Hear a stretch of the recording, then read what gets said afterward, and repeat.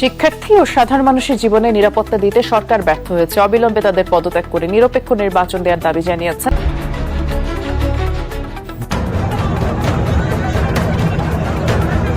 দেখতে পাচ্ছি সরকার পতনের দাবিতে ডক্টর ইউনূসের পদত্যাগের দাবিতে এই মুহূর্তে তারা কিন্তু একটি বিক্ষোভ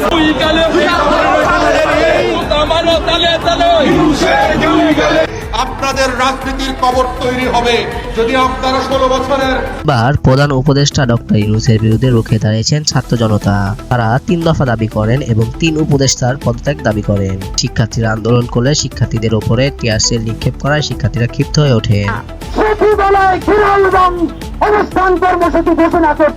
ডক্টর ইউনূসের বিরুদ্ধে ক্ষিপ্ত হয়েছেন দেশের সাধারণ নাগরিক এবং গার্মেন্টসের শ্রমিকরা। তারা ইউনূসকে কঠোর হুঁশিয়ারি দিয়ে বলেন,